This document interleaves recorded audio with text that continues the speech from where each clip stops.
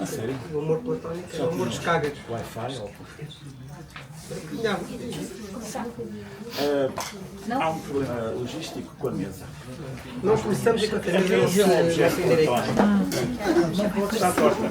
Olha, está. Mas há uma coisa que podem fazer, é pôr a esquina para ali. Não, já está. É que isto pode perturbar a ideia de mesa e nós recebemos. Acho que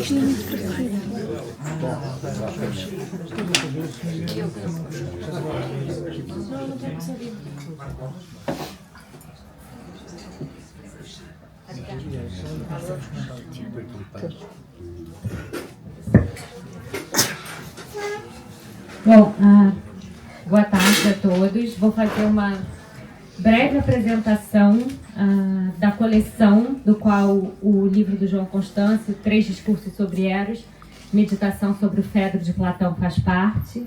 É uma coleção chamada Ensaio Aberto, da qual eu sou coordenadora junto com o professor Pedro Duarte, que é da Universidade PUC do Rio de Janeiro. Eu faço parte do Instituto de Filosofia da Nova. E a coleção ela surge então dessa parceria. É uma coleção que tem o apoio da FCT, muito importante dizer, ainda por cima hoje, a ver se o que sobra da FCT. E é uma coleção com ensaios, como diz o nome, né, ensaio aberto, sobre filosofia e literatura. Né? Então todos os autores são convidados a pensar algum tema, objetos que falem dessa relação entre filosofia e literatura. Então, o livro do João é o 5º. Os 2 primeiros, um deles não está aqui, o que é um bom sinal, porque foi vendido, que é o Não Escrever, com Roland Barthes, da Paloma Vidal. O segundo é A Parte Maldita Brasileira, Literatura, Excesso, Erotismo, da Eliane Robert Moraes, que é professora na USP.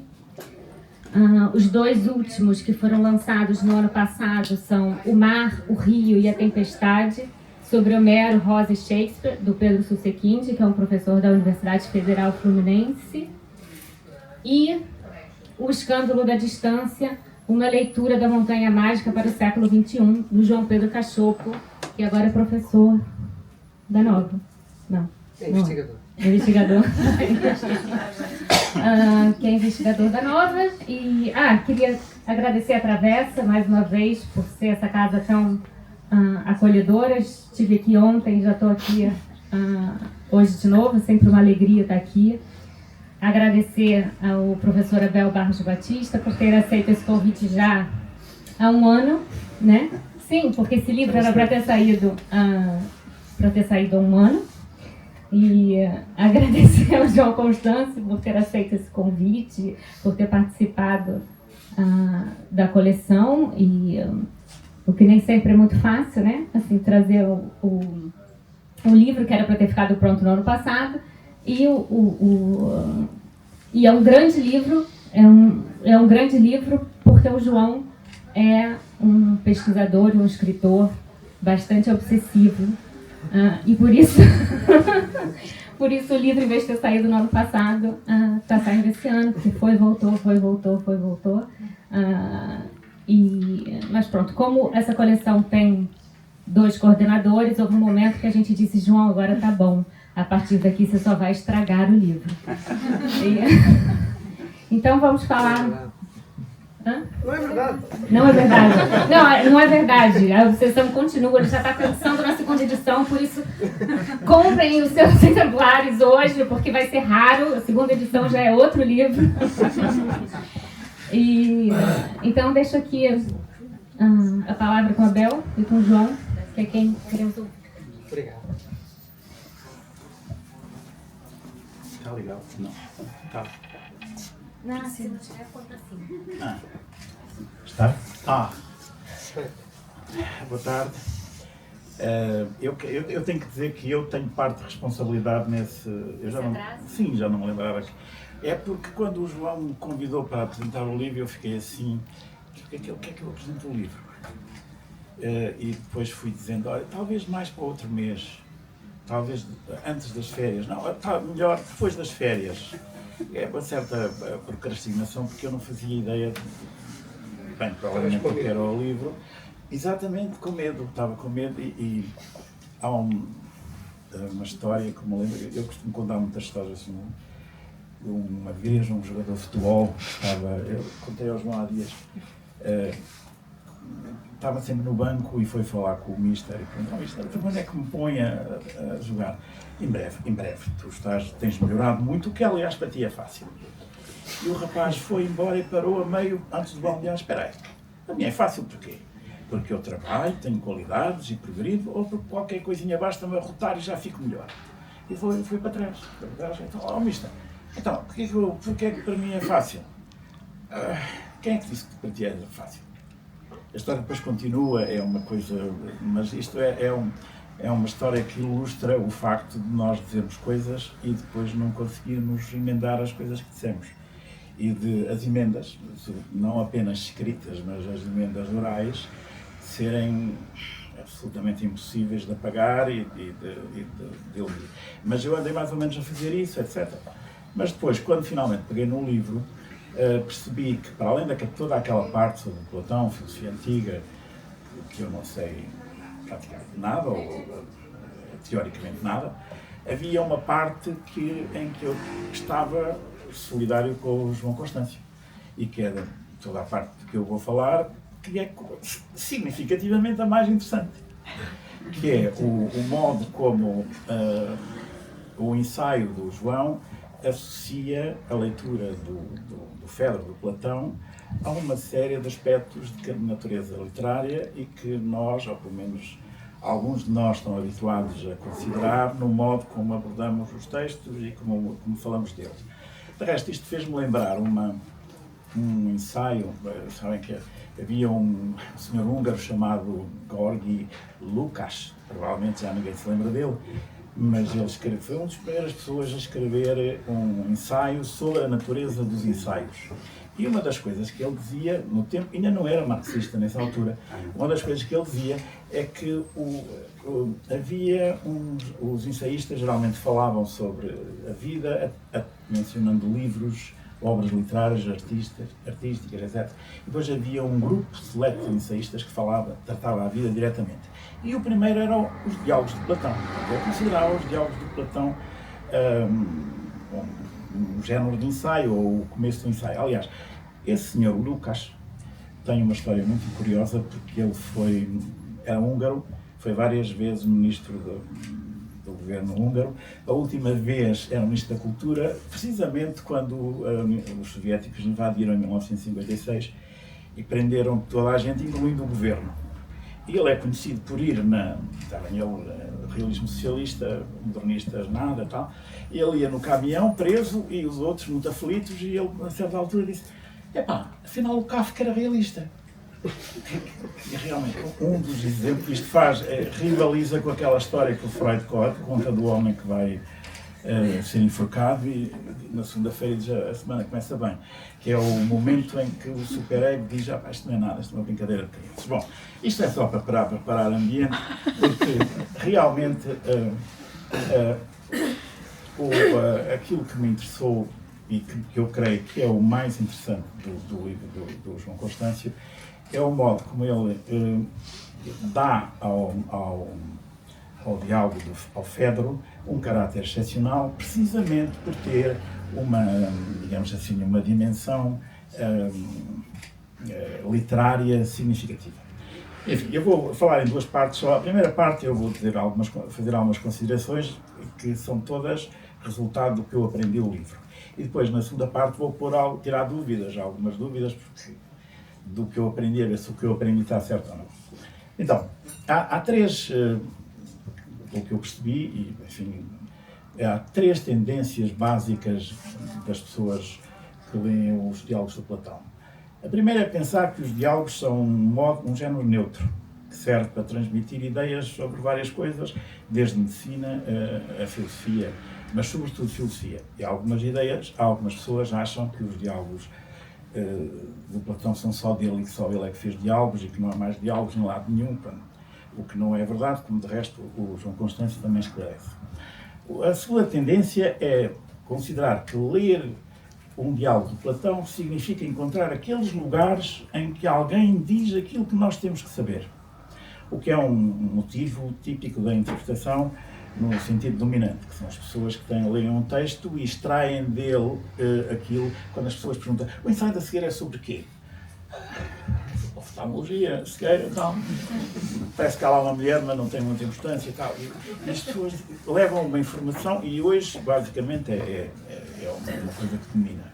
É sobre o quê? É a primeira coisa que se pergunta sobre um livro. Estás a ler A República de Platão? É sobre o quê? Platão, a República, o ser humano, qualquer coisa. Mas esta é uma ideia que existe, eu acho que existe inclusive nos filósofos. Os de profissão e os amadores têm a ideia de que ler um texto, interpretar um texto, é extrair dele a mensagem que o texto tenta transmitir. Isso é obviamente um paradoxo ou uma contradição, porque se nós podemos extrair de um texto aquilo que ele nos quer dizer, para que é que vamos estar a lê-lo outra vez? Para que é que ele existe? Não é? Porque é que o Thomas Mann, por exemplo, escreve A Montanha Mágica, aquelas 600 páginas enormes, só para dizer que os pequenos almoços eram melhores do que os estão nos sanatórios do Caramulo. Por exemplo, se fosse só isso, não é? Porquê? Tanto trabalho para quê? Há de haver qualquer coisa que justifique não a mensagem, mas o modo da construção. E essa qualquer coisa é a forma, que é uma palavra fundamental para se perceber este livro. E nessa segunda tendência, as pessoas que se deixam guiar por ela acham que devem procurar aqueles lugares em que a filosofia está exposta. Ou é o discurso sobre o amor, ou é o primeiro, ou é o segundo, ou é a parte da oratória, ou é a condenação da escrita, isto falando apenas no caso do Fedro. E esta escolha, no fundo, é uma espécie de metodologia, escolher o sítio onde a verdade se transmite, ou onde o conteúdo proposicional pode ser surpreendido, é uma das maneiras de ignorar a forma e o facto do diálogo estar feito em diálogo e não propriamente em versos sesquipedálicos. A terceira tendência, que decorre destas todas, é pensar que o Sócrates é o protagonista. E enquanto protagonista é o porta-voz do Platão, e enquanto porta-voz do Platão transmite do princípio ao fim uma filosofia estável que nós podemos mais ou menos considerar. Ora, eu creio que o primeiro mérito importante do livro do João é ser um ensaio, que enquanto ensaio faz aquilo que qualquer ensaio faz, que é escrever frases a partir de frases que estão noutro livro, e não reduzir o diálogo à transmissão de uma mensagem e basicamente demolir estas três tendências que eu sublinhei aqui através de um conjunto de procedimentos que aquele resiste com sucesso. Mas para resistir com sucesso não basta só dizer eu agora não vou fazer nada do que os outros têm feito, ok? Agora não vou considerar o Sócrates sempre igual, não vou escolher sítios, nem acho sequer, pelo amor de Deus, que o diálogo seja uma coisa neutra. Não, isto é preciso fazer, não é? É preciso escrever, e daí que escrever, emendar, corrigir, seja um processo absolutamente inerente e inevitável num trabalho destes. É preciso procurar o caminho, porque, ao contrário do que muitas pessoas pensam, as pessoas que escrevem livros não sabem o que vão escrever quando escrevem livros. Têm que começar a escrever e depois as ideias é que aparecem. É uma coisa misteriosa, mas por isso é que não há tanta gente a escrever livros. Esta é a razão, porque há muitas pessoas que têm ideias, todos que fossem escrever livros, não é? Portanto, o aspecto prático de escrita, de organização do livro, de composição do livro, de análise, é absolutamente fundamental. A primeira coisa importante, porque quando lerem o livro, ou se já leram, é perceber toda a primeira parte, que é sobre enfim, isto é, 3 discursos sobre Eros, porque há realmente 3 discursos lá. Não sei se há alguém presente que tenha lido o Fedro de Platão, não?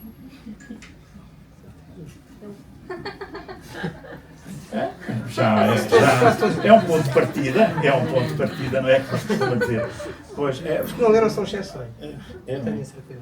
Pois, mas sim, é um diálogo muito conhecido. Mas o Sócrates encontra o Fedro acaba de vir de um sítio que suposto terá sido uma escola de retórica, traz um discurso que o Lísias escreveu. O discurso do Lísias é dizer que não se deve dar os favores do amor a quem ama. Depois o João tem uma linguagem um pouco menos eufemística que esta, um bocadinho, mas eu sou mais velho que ele e tenho que manter a compostura. E depois há esse encontro, é o ponto de partida de todo o diálogo, como ele de resto diz. O Fedro lê em voz alta o discurso de Lísias. O Platão diz este disparate, está tudo cheio, está tudo mal organizado, cobra a cabeça, faz ele próprio um discurso, mas não é em nome dele próprio. Ele faz um discurso em que atribui a um jovem um discurso que faz a outro jovem. Depois o Fedro diz, realmente isto está muito melhor que o do Lísias, isto eu gostei muito. Pois, mas obrigaste-me a fazer, isto é horrível, vou ter que me penitenciar, vou fazer uma... Como é que é? Agora esqueci. Um palinódio, é isso. Palinódia parece-me o nome de uma governanta daquelas... Desculpa, eu tenho alguma incontinência também. Mas eu tenho que fazer uma palinódia. E então é aí que ele faz o grande discurso. Parece que está, e provavelmente estará, o João defende isso, que ele está em estado de êxtase e põe almas e quadrigas e coisas a voar e cigarras e homens que eram cigarras e... Eu uma vez tive uma aluna que leu o Fedro, também estávamos a estudar o Fedro e ela, depois ninguém dizia nada e uma disse assim, o que eu achei mais bonitinho foi os homens antigos serem cigarras. Resumo basicamente aquilo.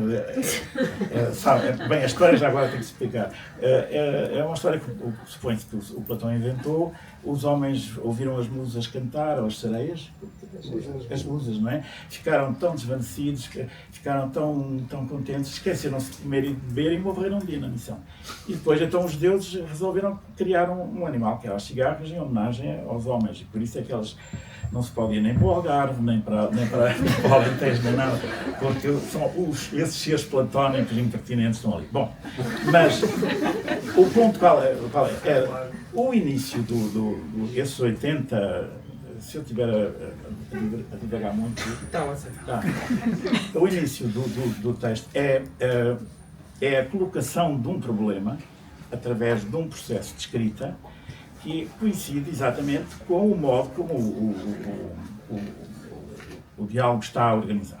E depois há uma série de características que o ensaio do João Constâncio tem, que é dar atenção às imagens poéticas, levar a sério os mitos que o Platão inventa e as coisas que ele diz, tomar as metáforas, as metonímias, as prosopopeias.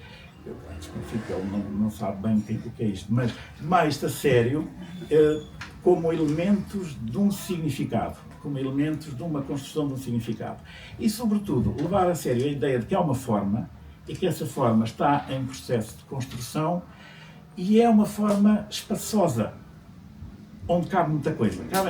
Só estão lá 2 pessoas e uma terceira, que é o Lísias, que está ausente.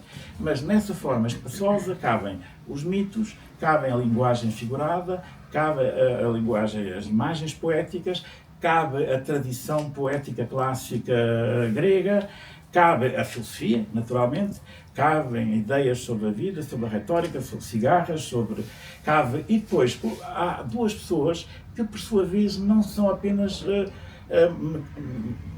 mecanismos locutórios, são pessoas que têm emoções, que têm invejas, que têm cobiças, que têm paixões, que têm vontade de superar o outro, uma das leituras possíveis do discurso de Sócrates, que ele depois vem a fazer a palinódia, que ele faz com a cara tapada, é que ele sente-se forçado a fazer aquilo para provar que faz melhor sobre o mesmo tema, e não que defende aquele tema, o que é um dos tópicos do diálogo, porque se ele prova que faz melhor, cobra a cabeça porquê?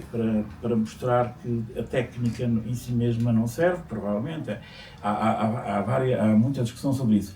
Mas o que é importante perceber, e isso creio que o ensaio do João é precioso nesse aspecto, é que é um ensaio filosófico, de análise filosófica, mas onde considera que o diálogo não é um tratado filosófico.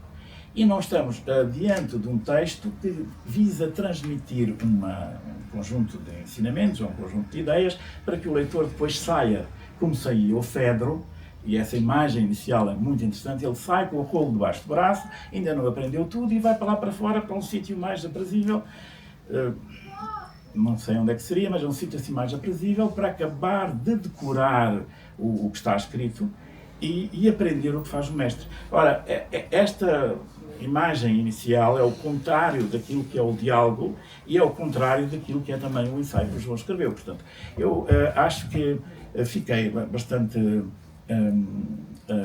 desvanecido, digamos assim. Acho que a palavra, desconhecem a palavra desvanecido, não é? Sabem que a palavra significa também desaparecer, é aborrecido. Ele já está tão desvanecido.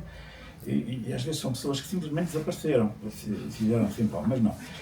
Fiquei desvanecido, fiquei intrigado e ao mesmo tempo contente porque tinha percebido qualquer coisa. Percebi sobretudo que a forma do diálogo platónico é uma forma espaçosa, onde cabe muita coisa, onde cabe a mudança, não apenas a estabilidade, onde a personagem principal, digamos assim, também tem paixões e também tem emoções, onde a personagem secundária não é só um tolo, é alguém que também tem capacidades de raciocínio, porque é requerido para perceber aquilo que o Sócrates diz, e que, de resto, o Sócrates mais ou menos está a tentar retirá-lo, a influência do Lísias, e, portanto, para retirar a influência do Lísias, ele há de ter alguma inteligência, e há de ser uma pessoa com algum brio. Tudo isso é dramaticamente interessante e dramaticamente, filosoficamente interessante. E essa conjugação entre a filosofia e a literatura é aquilo que o João chama a ficção literária.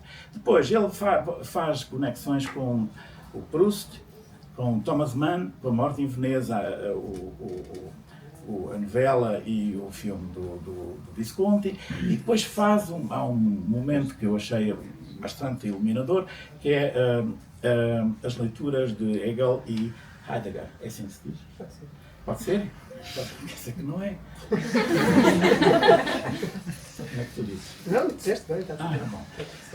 Que são leituras muito interessantes, porque ele consegue argumentar que no Fedro está o que eles veem, mas só que o Platão, o Hegel, quando critica no Fedro a falta de conceito, certo? Uma mediocridade, uma falha conceptual, predominando a poesia, enquanto que o tal Heidegger critica a falta conceptual, diz que há um excesso conceptual e que ele devia estar mais inclinado para a poesia, para a desacultação, e para aquela palavra que eu não sei como é que se diz, da revelação, da desacultação, da aléthia. Foi aí que o Bezos se inspirou para fazer a Alexios do... É possível, não é? Não sei se ele se inspira... Ele não se inspira em nada. Não, mas agora há uma coisa que é as 5 horas, que aparecem de todo lado, as 5 horas, que são as pessoas mais poderosas do mundo, têm 5 horas por semana para se instruírem, ou ler um livro, ou ver um filme, ou... A sério, é verdade, dizem que é o método seguro para a pessoa... Catarina, não é? Tem que se criar um livro lá na Tinta da China sobre isso. Bezos, Trump, tal, fazem assim. Trump também faz parte? Não, Trump não, acho que não. Ele já não consegue chegar lá. Mas é sério, é um método que é para a pessoa sair do bulício, porque dá muito trabalho estar 24 horas a ganhar dinheiro. Então, para não dar valor ao dinheiro e para não querer ganhar dinheiro, vamos ler um poeta, por exemplo, ou vamos ler... É verdade, isto não é brincadeira. Bom, então, voltando ao ponto. esse confronto entre o Hegel e o Heidegger é filosoficamente muito interessante. A argumentação é muito consistente e mostra, não que eles estão, a meu ver, não provavelmente que eles têm diferenças, porque isso é relativamente óbvio, mas que o texto original é ele próprio hospedeiro dessas diferenças. E enquanto forma espaçosa, cria uma situação em que nós temos que mais ou menos nos orientar e decidir. É aí que então que chegamos a um dos pontos mais, para mim, acho mais interessante do texto do João Constâncio, que é, fomos levados a distinguir entre a ironia socrática e a ironia platónica, que é uma coisa que não sei, já alguém deve ter falado nisso, provavelmente o João, mas toda a gente mais ou menos tem ideia do que é a ironia socrática, não é? Há até um livro de Picardo que é a ironia, com referência a Sócrates e tal, e toda a gente tem uma noção do que é a ironia, não é? Mais ou menos. Mas não é nada disso. Na verdade, não é nada disso, e há coisas muito mais que podemos conversar um pouco sobre isso. Bom, mas para abreviar. Agora, isto é um panorama muito resumido. Resumindo, a minha ideia, eu gostei bastante do livro. Achei que é um livro bem escrito, bem organizado, e organizado justamente como um ensaio sobre um outro ensaio, embora este não esteja em diálogo, mas está em diálogo com o outro ensaio, e daí resulta a riqueza dele do ponto de vista filosófico, certamente, mas também do ponto de vista literário, porque é um dos raros exemplos que eu conheço, em Portugal, mas eu conheço pouca coisa, não devia dizer isto. É um dos raros exemplos de simbiose ou de ligação harmoniosa entre a reflexão filosófica e a análise literária. E o João Constâncio faz uma coisa que os professores de literatura nunca fazem, que é ler o texto e raciocinar a partir do texto em vez de inventar coisas, como há muito na televisão. É sério, isto não se deve ver televisão. Porque num programa sobre o Camilo, o moderador perguntou a um jovem escritor se o Camilo tinha a obsessão da morte. E o jovem escritor, destemidamente, como todos os jovens escritores, disse: não li muito, mas ele era um romântico, e sabendo o que é o romantismo, deve ter, porque a morte, os castelos, a penumbra. E a pessoa ficava dizendo: realmente os tempos mudaram muito. Os tempos mudaram muito, mas isto não é uma brincadeira, porque é mais ou menos assim que as pessoas falam dos escritores na escola. É um romântico. O Almada Negreiros é um modernista. Porquê? Porquê que dizes que porquê? Então, mas basta olhar. Assim, não há capacidade de argumentação e é desativo. Bom, mas então, eu podia ficar aqui a falar um bocadinho mais, mas não quero. O João está a ficar impaciente. Eu já o conheço. Tive 3 anos com ele no Conselho Científico. 3 anos, imaginam que houve um volume. O drama da indignação. Ele indignava-se e um dia disse: não vou indignar mais. E cumpri. Relativamente. Não, contive pelo menos a expressão da minha indignação. Sim, mas realmente os motivos de indignação embarda. Temos motivos de indignação embarda. Bom, mas abreviando, para nós não perdermos mais tempo, eu tenho 3 dúvidas. Primeira dúvida: por que evitar o tópico da unidade do diálogo? Segunda dúvida: por que tão pouca importância são 2 referências ao Sócrates a colorir a cabeça? Terceira pergunta: por que deixar o problema da escrita para o final, ainda por cima depois, no essencial, a análise está feita, agora vou falar da história da escrita. Eu trouxe uma caneta e papel.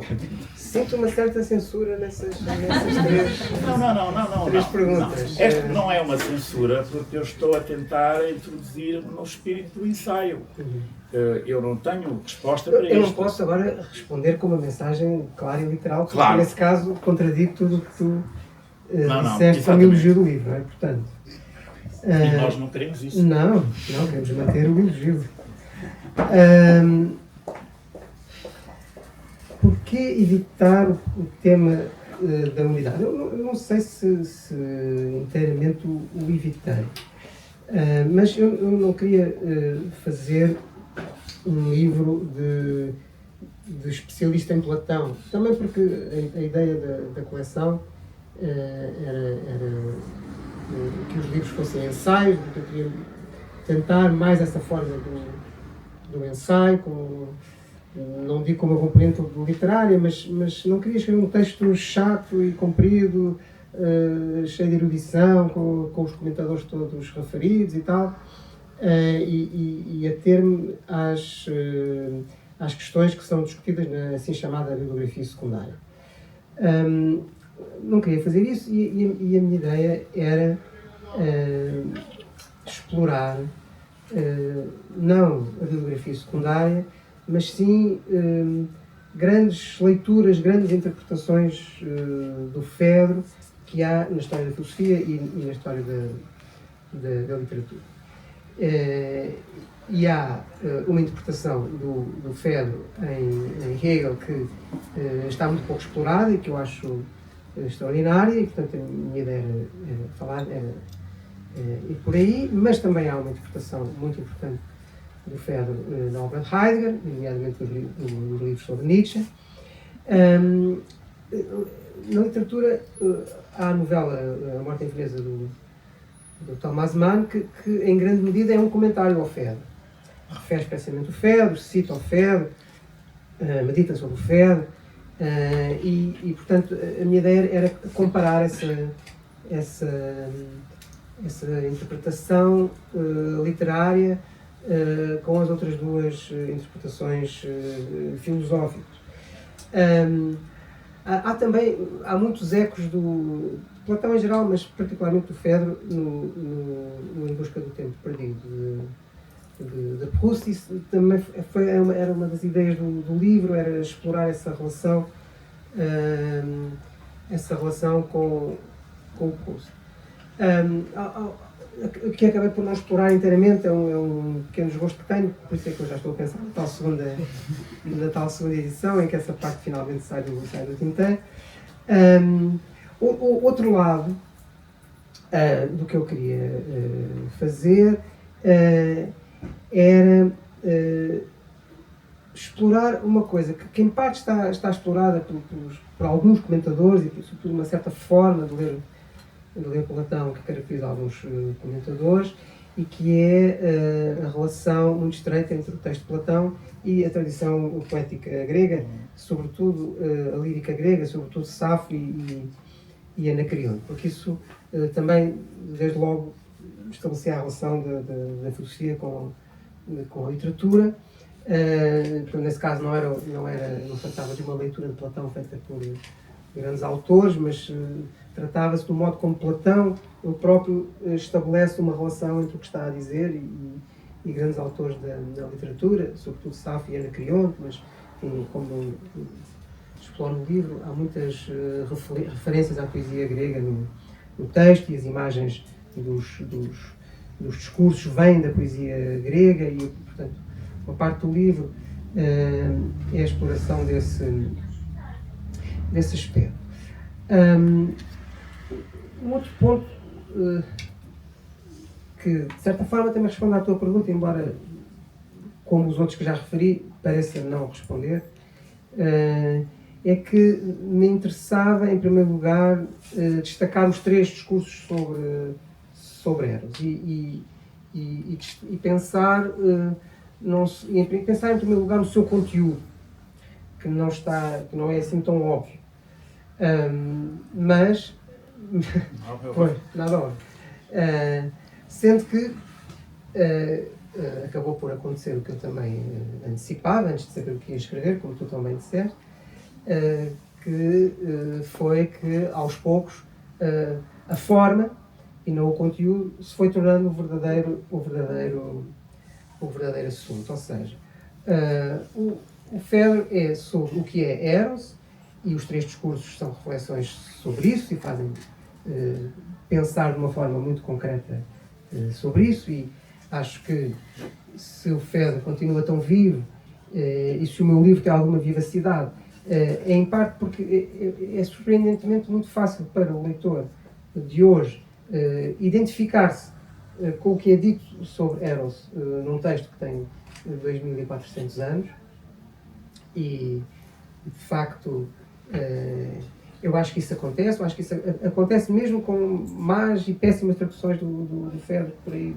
proliferam. As pessoas leem e identificam-se com o que está a ser dito sobre o estar apaixonado, sobre a paixão, sobre aquilo que os gregos chamavam Eros, mas desde o início o Fedro é uma reflexão sobre o que é que deve ser um discurso acerca dela, o que é que deve ser um texto acerca dela.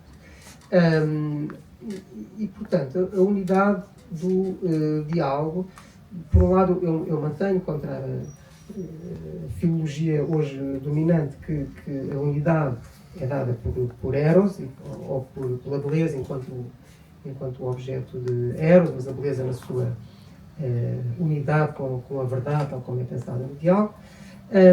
Mas, por outro lado, verdadeiramente o que me parece e que vai emergindo ao longo do livro é a ideia de que a unidade é esta pergunta: o que é pensar Eros? O que é escrever sobre? Não só pensar, mas muito especialmente escrever sobre Eros. Porque a personagem Sócrates, com a qual nós, como tu disseste, nos identificamos, tendemos a identificar, acha que é o porta-voz de Platão, tem uma espécie de tese oficial que é a de que um discurso sobre Eros tem que ser um discurso dialético, ou seja, tem que ser um discurso conceptual, tem que ser um discurso que diga literalmente o que é Eros, mas tudo no diálogo e a própria forma como ele age e fala contradiz esta tese. Porque ele tem que falar como poeta para poder dizer o que é.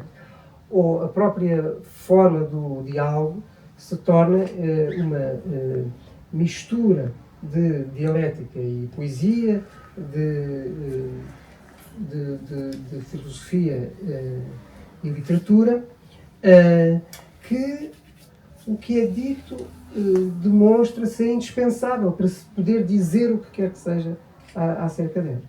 E de certo modo, a interpretação hegeliana, que foi um ponto de partida do livro, é uma demonstração prática disso, porque Hegel é absolutamente genial no modo como retira do Fedro aquilo que tu chamaste de uma mensagem, o puro conceito. Mas nós seguimos o raciocínio dele, nós tiramos do diálogo uma visão puramente conceptual do que é a alma, do que é o ser humano, e do que é Eros, e do que é a relação com a verdade, e do que é a beleza. E no fim disso tudo, falta tudo o que estava no diálogo. Isto é justamente ao fazermos esse movimento que nós percebemos que Eros, ou a alma, ou a existência humana, não se pode pensar dessa forma apenas conceptual, não se pode pensar dessa forma apenas dialética, ou apenas proposicional, ou apenas literal. Ou seja, que a imagem poética, o que os poetas gregos já conseguiram pensar sobre Eros através da imagem, através da palavra poética antes de Platão, permanece indispensável para que Platão diga o que quer que seja sobre Eros. Portanto, há no livro uma resposta à tua pergunta, não é? Qual é a unidade do diálogo? Eu penso que a unidade do diálogo é esta questão do que é... A unidade do diálogo é um tema tradicional, é uma coisa discutida. A mim não me preocupa nada. Ok. Isso tem a ver com outros gostos que eu tenho, que é que há toda uma longa secção do diálogo sobre a retórica, que na verdade é sobre a filosofia, mas hoje em dia tem vindo a formar-se, aos meus olhos, muito equivocado consenso sobre a unidade do diálogo, segundo o qual a unidade do diálogo é o tema da retórica. E essa secção da retórica é hoje considerada... Por exemplo, o José Ribeiro Ferreira, que traduziu, Pois. é o que ele diz, que a parte inicial é apenas um ponto de partida para a discussão da retórica. Portanto, os teus discursos sobre elas não interessam nada. Exatamente. É um conceito. São meros exercícios retóricos e, portanto, tudo o que interessa é a retórica. Portanto, eu sinto grande repulsa por essa interpretação, mas tenho o desgosto de ter abreviado muito o que digo sobre a parte da retórica. Portanto, na tal segunda edição também haverá um capítulo sobre a questão da retórica. Agora, porque é que a crítica da escrita, esse famoso pedaço do Fedro ficou para o fim? Acho que a grande ideia é porque vem no fim, não é? Vem no fim do diálogo. Do diálogo, Pronto. Isso é uma das coisas. Mas... na verdade, não. não? Então. Na verdade, está desde o princípio. Sim, mas essa secção... Está desde o princípio, não é? Porque o Lísias tem o rolo debaixo do braço e o Lísias quer dizer por palavras dele o que está no rolo. E o Sócrates diz, então, mas já vais agora experimentar. Não quer dizer, ele quer fingir que sabe, que reproduz, não é? E desde aí, de resto, Sim, o Sócrates diz assim, mas eu não te vou deixar experimentar comigo quando o próprio Lísias está presente.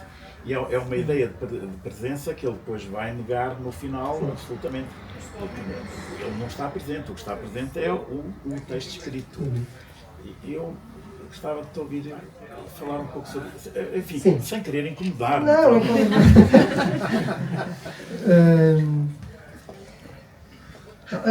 A razão porque pode parecer, pelos vistos pareceu-te que eu não dou tanta importância a essa secção como outros leitores do Fedro, é que, como disse no início, eu escrevi o livro a partir dessas outras leituras e nelas não é tanto essa secção que tem importância e portanto eu fui escrevendo a partir desses ecos filosóficos e literários de Platão, até chegar ao ponto em que tinha algo como um comentário ao diálogo, mas faltava comentar explicitamente a parte sobre a escrita. Agora, essa parte sobre a escrita é algo sobre o qual eu já escrevi há muito tempo também. Escrevi na minha tese de doutoramento e na altura eu era muito jovem, muito ingênuo. Eu sei que não este, pronto, é lamentável, mas... E ao longo dos anos eu fui-me sempre sentindo cada vez mais distante do que tinha escrito na tese e no modo como geralmente essa secção é lida, por várias razões. Primeiro, se nós levarmos à letra o que o texto diz, temos uma crítica à escrita que é ideal para ser abraçada por um certo tipo de paranoide narcísico que fica obcecado com o que é que as pessoas estão a pensar sobre o que ele escreveu, sobre o livro. Não é? Porque há aquela ideia de que o livro... Não queres dar um exemplo? Não. O livro não tem lá o seu pai para o defender. Não é? Então, o autor imagina que as pessoas estão a ler o livro em casa e estão a fazer muitas críticas ao livro e ele não pode ir lá defender-se. É verdade. Não é? Pronto. Mas eu não quero nada ter esta atitude em relação ao que escrevo, em relação à vida e, portanto... Mas não é isso que o Sócrates diz. Não, como assim? Não. O que é que ele não diz? O Sócrates não está preocupado com isso. Não, estou a dizer que tomar pode alimentar essa... Alimenta essa coisa. Sim, olha, o caso, o Saramago, por exemplo, dizia que os livros dele deviam ter uma cinta a dizer: este livro tem um autor dentro. E depois, sério, não puseram a cinta porque ficava muito pesado e não havia espaço para ele. Mas a ideia do Saramago é exatamente essa. Era, tem o autor dentro, significa este livro deve ser lido à luz das ideias do escritor que o realizou e não outras que vocês eventualmente inventam. Que era a ideia do autor que ele tinha, e daí essa advertência: este livro tem um autor dentro. E hoje em dia, com todo o funcionamento mediático que nós temos, é muito mais importante o autor do que os próprios livros, porque o autor vai à televisão e diz: Claro. o seu livro é sobre o quê? Sobre mim, sobre a minha infância, não é? Que as pessoas não há mais nada. Essa parte, mas eu, assim, mas já. Não, Vamos, espera, porque isso tem que ver com o que essa parte do texto literalmente diz, porque, novamente, seguindo apenas a letra do texto, ele diz que se o livro é sério, então o que ele diz é algo que o seu autor poderia ensinar oralmente a um discípulo, Exatamente. mas que não pode ser posto assim no texto. O texto não ensina nada. O texto é uma coisa real. O texto nunca pode ser verdadeiramente didático como pode ser a relação do discípulo, Mais do mestre com o discípulo. desculpa interromper, que eu agora estou Interrompe. aqui numa ânsia. Ele diz isso, diz ao Fedro, vai lá dizer ao Lísias que nós tivemos a ouvir uns discursos e aprendemos umas coisas.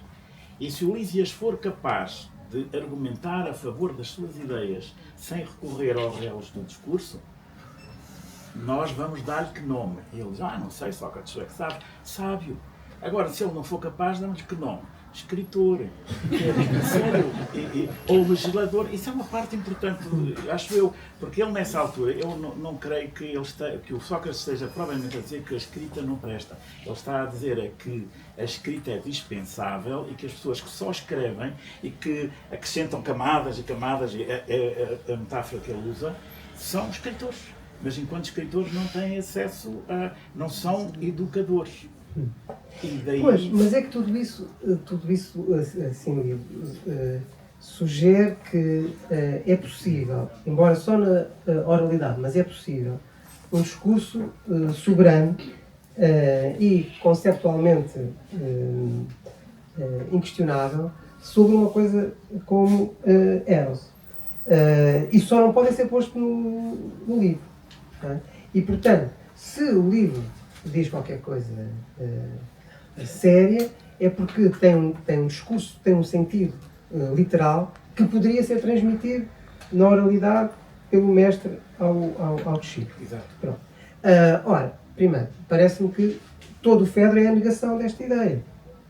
Não há, também na oralidade, este discurso soberano sobre uma coisa como Eros. Ou seja, a distinção entre o discurso escrito e o discurso oral, no que respeita à capacidade de conduzir a aula do outro até à verdade, é quando muito de grau. Não há como estabelecer esse corte absoluto entre a soberania do discurso oral e a insuficiência do discurso escrito. Portanto, qual é a ideia que eu, apesar de tudo, exploro um pouco nesta parte do livro?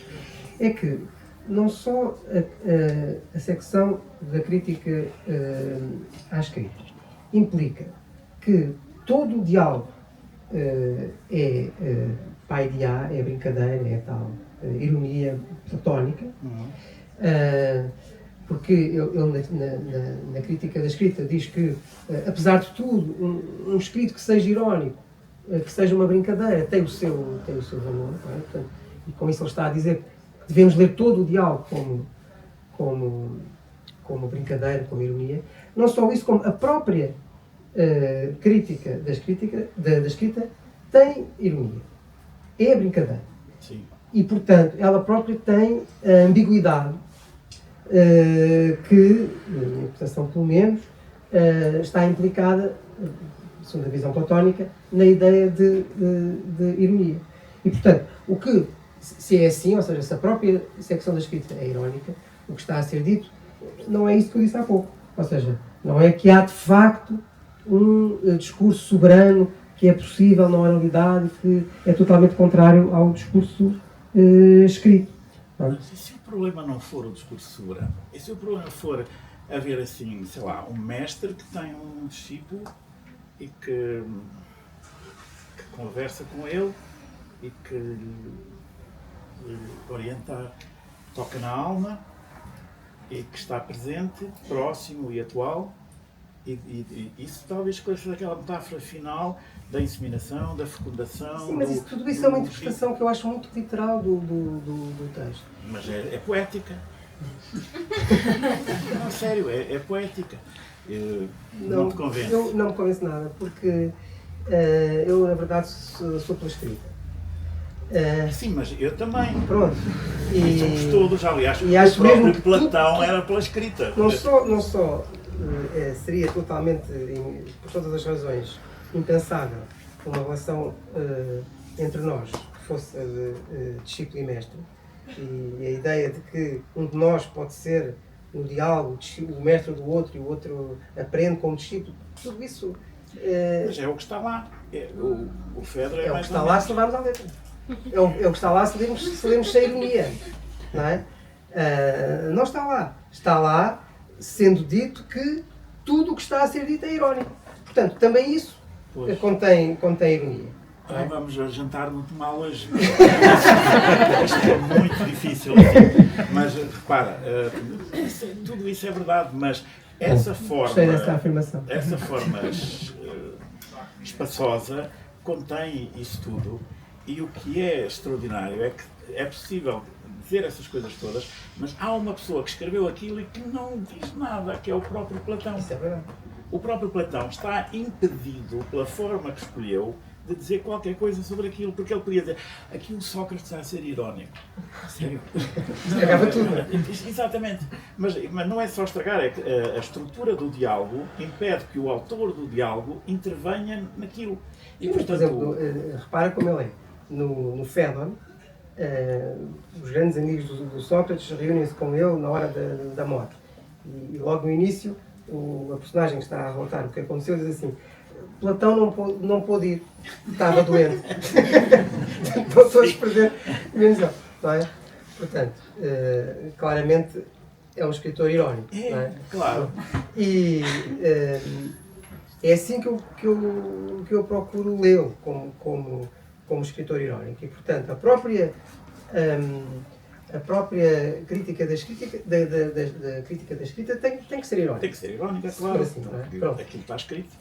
Mas, enfim, por outro lado, talvez eu hoje em dia tenda para essa interpretação, porque valorizo muito mais o que eu escrevo do que aquilo que eu digo. Não é? Por exemplo, disseram-me que devia haver um lançamento do livro, não é? E que eu iria falar. Isso foi escrito. Não foi escrito. Já não foi escrito. Então devo receber a mensagem escrita a dizer. E tudo o que eu disser sobre o livro vai estragar, porque... Não, até agora... Não estragou ainda, mas eu prefiro a forma escrita, prefiro o que eu disse escrevendo. Não, mas isso é verdade. Isso é verdade e nós temos de defender isso. Nas humanidades não há nada que não seja escrito. A única forma de avaliar a justeza das ideias, de discutir ideias, é através da forma escrita, não há mais nada. Há aqueles mitos dos grandes, nós temos alguns, uns grandes, na universidade, ele nunca escreveu nada, mas tem muitas ideias. Tem muitas ideias, e depois vai saber então, qual era a tua ideia. Uma história famosa, já agora conto também, de um mestre rabino, que em Veneza, que tinha uma grande escola rabínica e ensinava muito, mas era tudo ensinamento oral, e depois quando os discípulos estavam prontos, ele despedia-se e diz: vai e lembra-te, Deus é como uma fonte. E eles iam. E um dia houve um que pensa: mas Deus é como uma fonte. E até vamos a pensar e a escrever, a elucidar o significado de fonte, o significado de Deus, relação entre Deus e a fonte, até que lhe batem à porta e dizem: olha, o mestre está a morrer. Tá, tenho que ir lá. E foi a correr e ele estava assim a arfar: mestre, eu só há uma coisa que eu não entendi nunca. Diz que Deus é como uma fonte. Sim, eu costumo dizer isso. Mas eu não entendo. Não entendes? Não. Está bem, pronto. Então Deus não é como uma fonte.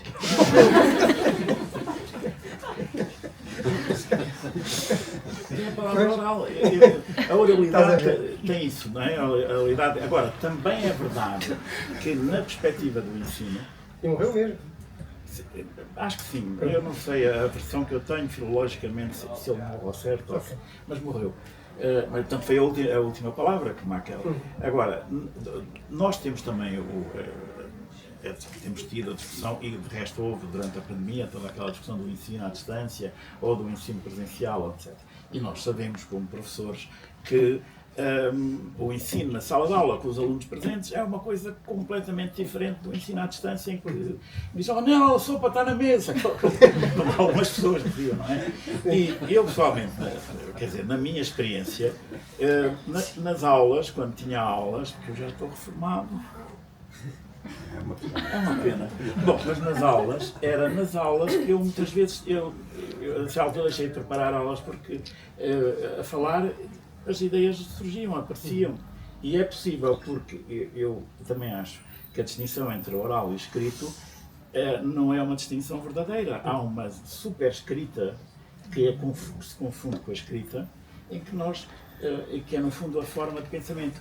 Mas o problema é o debate, é a discussão, a tradição, o estudo que os outros têm que fazer daquilo que os mestres dizem, que tem que ser feito com base em textos escritos. E por isso é que o Fedro é um texto escrito.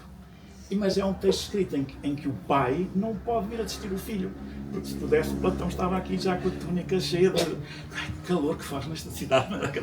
Quer dizer, não é nada disso, não é? Que é o sonho, há quem diga que era o sonho de qualquer filósofo, era que o Kant se esquece, meu filho, és o melhor, tudo que tu escreveste é bom.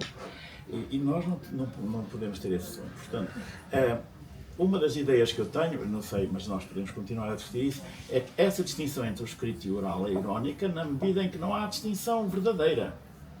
Não há distinção verdadeira, mas há uma coisa importante que eu creio que podemos pensar, que é que, do ponto de vista da educação, a proximidade do professor ou do mestre com o discípulo é uma proximidade atual e passional e agora não se pode dizer porque Claro.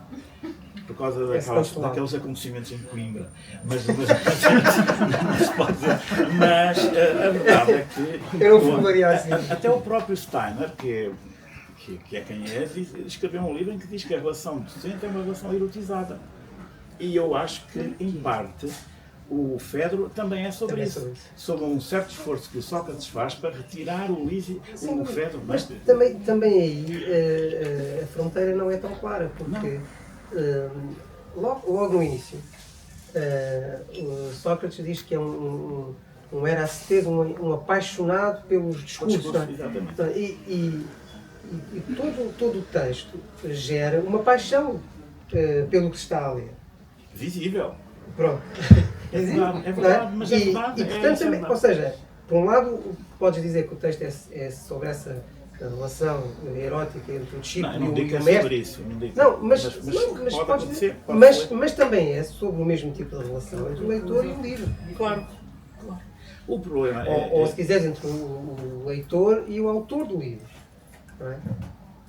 Sim, mas é uma estrutura muito complexa, porque mesmo na parte do livro em que comparas com a República, essa parte é também muito esclarecedora, porque ajuda a perceber que não há um Sócrates uniforme, não há um Sócrates homogéneo, mas que, em particular, vários diálogos do Platão estão subordinados a um conjunto de tópicos ou a um enquadramento que muitas vezes não é explícito.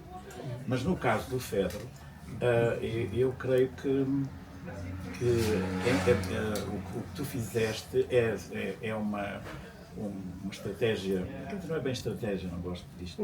Não é estratégia, mas foi um acesso, digamos. Se considerarmos que a forma é espaçosa, é grande e não é apreensível com um único olhar, temos de encontrar um meio de entrar.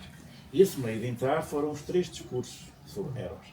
E a análise que fazes é impecável e desencadeia tudo o resto do livro. As perguntas que eu fiz foi, olha, porque também gostava de dizer qualquer coisa, mas também com base em coisas que li sobre o Fedro. Há muita discussão em volta do Fedro, que eu já vi mesmo na minha faculdade, num sítio que não vou mencionar, pessoas terem aulas sobre aquele parágrafo em que o o Sócrates diz a escrita é como a pintura, não se pode perguntar porque eles não respondem, etc.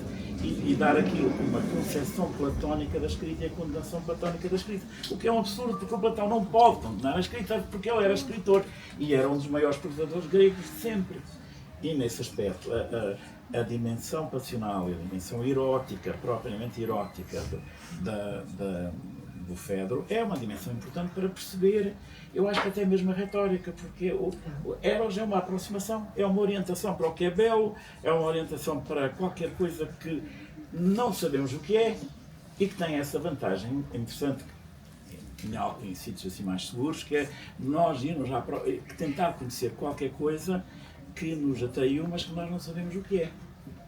E que, se formos a ver, é o caso dos livros. Nós abrimos um livro, não sabemos o que é que o livro lá tem dentro, para saber o que ele tem dentro, temos que o ler. Mas para o ler, acabamos por ficar prisioneiros, não é? Isto é, temos que ler para saber o que é. Mas há qualquer coisa nos livros que nos atrai para os ler, não é? E três discursos sobre Eros. Há quem diga, três é muito, três não posso perder isto. Tantos, assim. Mas isto acontece sobretudo com a literatura. Os escritores têm, ou já tiveram mais, mas têm muito preocupação com os títulos e com a contracapa e com a materialidade do livro, em grande parte, porque o objeto do livro tem meios de atração das pessoas, que hoje infelizmente são interferidos ou são contaminados por outros processos, que lhes levam a ler um livro que muitas vezes provavelmente nunca leriam, não é? E o livro é isso, é uma forma escrita, que é uma espécie de abismo onde nós caímos sem saber o que é que vamos encontrar. E os grandes autores que nós lemos e conhecemos, afinal foram sempre conhecidos assim, não é? Por uma pessoa dizer, tens que ler o Ulisses de Joyce em 15 dias, porque senão não vais para o acampamento. A pessoa não pode, não se consegue. E de modo que eu também não queria desvalorizar o modo como interpretaste os três discursos e as consequências que isso tem, porque de facto o livro seria diferente sem isso, completamente diferente, e é um acesso novo. Agora, a ideia é que é como se entrar num espaço, e vamos entrar aqui pelo Eros, já há um primeiro, há um segundo, há um terceiro, depois há uns que são parecidos, depois há outros que são opostos, até que olha, está aqui uma coisa, dona escrita, por favor, espera um bocadinho. Se fosse uma clínica, a senhora espera, porque o saber esperar é uma virtude. É só para dar uma palavrinha, espera lá que já vai. Uma coisa desse género. É uma dramatização espacial, linguística, que nós vamos encontrando. E isto é que é um livro que vale a pena ler, porque raramente se encontra livros que vale a pena ler, porque nós não somos sugados para dentro pela modo como o livro está organizado, não somos sugados pela forma. E este apesar de tudo? Apesar de tudo, não há apesar de tudo. Eu disse apesar de tudo, nunca uso isso, eu digo não obstante. Sem embargo e outras coisas. Agora, apesar de tudo, não. Eu acho que está. É um livro apaixonante. E há uma outra coisa, que é que nós temos que reabilitar a ideia da inspiração. E acho que já estou indicada para isso. Reabilitar a ideia da inspiração. Reabilitar a ideia de que quando estamos a escrever, na verdade, não somos nós que estamos a escrever. Mas é verdade. Ainda hoje estive a reler um bocado para me preparar. Mas quem é que escreveu isto? Está ótimo. Vou fazer figura de idiota, porque eu não consigo falar assim como escrevi. Falar como escrever também não dá jeito. Mas às vezes acontece, não sei se já te aconteceu a ti, ter uma ideia para um artigo e vou começar assim. E quando começas e escreves no teclado ou na caneta, a frase que aparece lá é completamente diferente daquela. Claro. Porquê? É o outro. Não sei, eu não costumo ter ninguém, mas... Também tenho isso com a cozinha. É a eu cozinho. inspiração. As pessoas gostam da tua cozinheira. Foi outro que fez isso. A sério? É a sensação que eu tenho. Eu não sei cozinhar, mas a minha paixão de sempre foi escrever. E sempre que vou fazer qualquer coisa importante, isto é verdade, eu tenho uma ideia de como começar, mas nunca começo como tinha aquela ideia. E às vezes é uma fração de segundos entre o teclado ou a caneta ou o que seja, porque é que aparece qualquer coisa. E depois é um cabo dos trabalhos eu muitas vezes, houve uns anos em que eu dizia, os alunos, quando eu orientava alunos, eles diziam, então professor, como é que eu faço a tese? Não, a tese vai-se fazer sozinha. O meu amigo só tem que saber como é que a tese quer ser escrita. Como é que a tese quer ser escrita? Mas então a tese tem vida própria, a tese tem vida própria. E é verdade. Claro. Chega a uma altura que é exatamente o que acontece, uma pessoa diz, não, agora aqui a escrita eu vou fazer uma breve menção no final, porque não quero ninguém a pensar nisto e naquilo. E isso é uma forma válida de organizar um livro. Porque nós não podemos ser responsáveis por tudo aquilo que está nos nossos livros. Certo, estou a falar sério. Concordo 100%. Nunca podemos ser responsáveis por tudo. E de cada vez que escrevemos um livro, eu estou a dizer que escrevemos porque eu também escrevo uns livros. Imaginem, com esta petulância.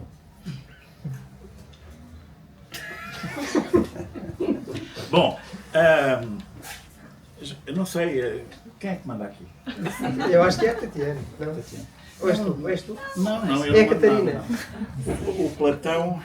Normalmente sou. É a Catarina que manda. Não, mas Catarina, estejam está à satisfeita? vontade. Tu, não sei, João, queria Estou se calhar o João satisfeitíssimo. concluir, não? Se quiser, você pode perguntar se alguém quer fazer. Quer fazer Se uma alguém quer pergunta? fazer sim, perguntas, pois alguém quer isso fazer isso, é verdade. Geralmente pergunta-se. Geralmente... Não, e geralmente ninguém quer. Não, eu não ia dizer isso, não é verdade, não é verdade. Mas às vezes há pessoas que fazem perguntas. Olha, estou a ver ali o Machado de Assis naquele livro. Ah, pensei que era uma pergunta. Não. O próprio Machado, se É perceber, não, podia ser o Machado de Assis, meu filho. Uma assombração. Sim, uma assombração. Não, olha, e tem outro, da erótica, mas é um livro muito caro. Esse não fui eu que escrevi. Não, isto é só, pergunta, não há ninguém. Francisco, não. Chiquinho, não queres fazer uma pergunta? São as melhores. Eu ainda, este ano na Feira do Livro, fui fazer uma lição sobre o amor de perdição, que é uma coisa que eu nunca li. E então só estava o diretor de marketing da editora, estava a pessoa que dirigia a coleção e a filha da senhora, eram os três que estavam, e depois passou uma pessoa que tinha sido meu aluno que se sentou e que ficou a ouvir. Eu lá disse o que tinha a dizer e depois no final perguntei se havia perguntas, e claro, eles não disseram nada, mas perguntei a essa menina aí, e ela estava com o telefone e falou, não tens nenhuma pergunta? Eu nem ouvi nada, calha bem. E a mãe acrescentou, ela tem que lhe dar o telemóvel, que ela está sossegada. Então já está preparada para ir para a universidade, porque é isso que eles fazem lá. Estou com o telemóvel e disse, não, o telemóvel. Não, professor, estou a ouvir o texto aqui. Estou a ouvir o texto do meu telemóvel. Enfim, mas eu João, se calhar não sei se queres terminar. Tu dizer Terminar, alguma não. coisa, não sei se já disseste. Agradeço tudo. muito, mas não tenho nada eu já particular a disse dizer. que não gosto É, de falar. Chico, que leiam um livro. Então, termino eu agradecendo a todos por terem vindo e dizendo, claro, que o João, se quiserem que ele assine os vossos exemplares, está disponível e também para responder a outras perguntas que surjam em privado, talvez. E obrigada a todos. Obrigada. Obrigado. Obrigado.